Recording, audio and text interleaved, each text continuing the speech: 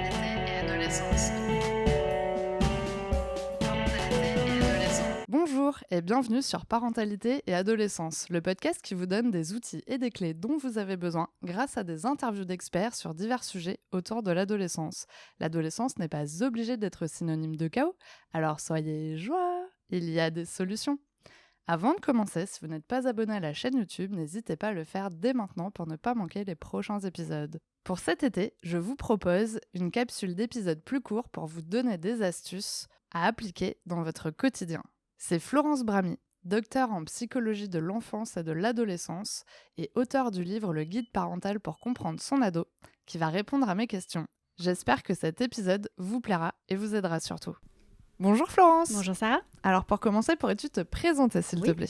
Donc je suis Florence Bramy, je suis psychologue et docteur en psychologie de l'enfance et de l'adolescence. Je pratique auprès des enfants, des ados et de leurs familles depuis une vingtaine d'années.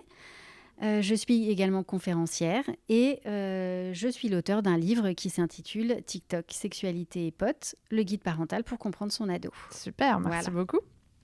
Alors, on va parler de prise de décision.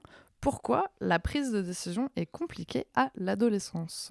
La prise de décision est compliquée à l'adolescence parce que le cerveau n'est pas tout à fait prêt et mature à prendre en considération toutes les dimensions d'une situation pour prendre les décisions adaptées.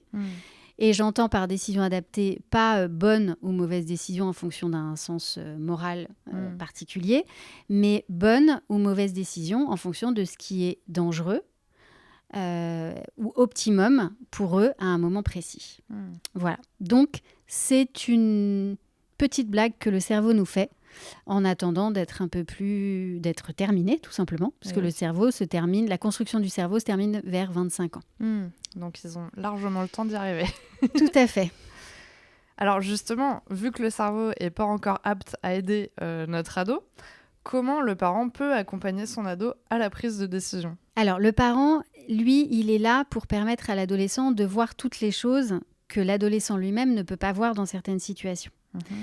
L'adolescent, lui, il va avoir tendance à prendre des décisions de façon impulsive, en fonction d'un plaisir immédiat, d'où le succès d'ailleurs d'un TikTok, par exemple, qui ne joue que sur le plaisir immédiat, et en fonction de ce que ça va lui apporter maintenant, tout de suite. Donc c'est au-delà encore du plaisir immédiat, c'est la vision de l'avenir est quand même à court terme. Donc est-ce que je décide d'arrêter mes études, par exemple, ou pas ? Oui, je décide d'arrêter mes études parce que je trouve que je suis nulle à l'école. Voilà. Le parent, lui, il est là pour permettre à l'adolescent de regarder tout ce qui se passe autour de cette situation et de pointer tout ce que l'adolescent n'aurait pas pu voir et de prévenir tout ce que l'adolescent aurait pu même pas mettre de côté ou simplement ne pas connaître. On va prendre un exemple concret. L'ado sort avec ses amis le soir, ils font la fête, au final ils sont partis hyper loin et ils n'ont pas forcément de moyen de transport, un vélo ou un scooter ou des choses comme ça. Et donc là ils sont en train de se concerter sur finalement comment on fait pour rentrer.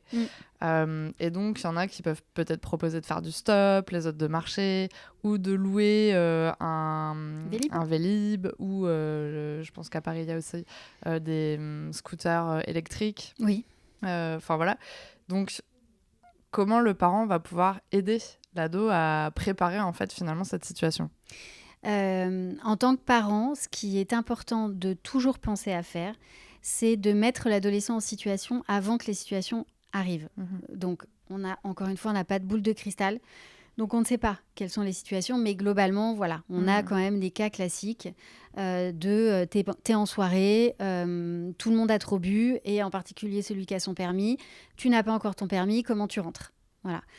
Ça, c'est des situations dans lesquelles on peut mettre l'adolescent avant qu'il aille à une soirée, avant qu'il parte en vacances avec ses amis, et lui montrer quels sont les paramètres auxquels il n'aurait pas pensé. Et ensuite, une fois qu'on lui a montré les paramètres, on essaye de voir avec lui quels sont les réflexes qu'il va avoir. Et on lui permet d'ajuster ses réflexes. Alors, il y a des réflexes que qu'on connaît bien. Tu as bu, tu ne prends pas la voiture. Ça, en général, ils le savent. Mais par contre, effectivement, tu es loin de la maison et tu ne sais pas comment rentrer. Le réflexe, donc ton réflexe, ça va être quoi ? Et c'est à ce moment-là qu'il faut que vous lui disiez, ton réflexe, c'est de m'appeler, en fait. Ouais, est-ce que le mieux, du coup, c'est pas forcément que lui, tout seul, déjà trouve ses réponses et nous, on peut compléter en fonction de sa réponse aussi. Et je crois, je sais plus si c'était une étude ou quelque chose comme ça qui disait qu'il faut au moins qu'il en cite 10 parce qu'au moment où la situation arrivera, sous le coup de la panique, il va au moins s'en souvenir de 3 ou 4. Exactement. Si, il faut qu'il les trouve. Maintenant, à vous aussi de lui dire, écoute, par exemple, pour moi, ce réflexe-là, c'est pas le bon. Ouais. S'il y a quelque chose, soit tu m'appelles, soit tu cours jusqu'au la première caserne de pompiers, par exemple. Enfin, des choses auxquelles il n'aura vraiment pas pensé, que vous allez, lui permettre d'inscrire dans sa mémoire. Sachant que tout ce qui est vraiment inscrit dans la mémoire sont des choses qu'on a déjà faites. Ouais.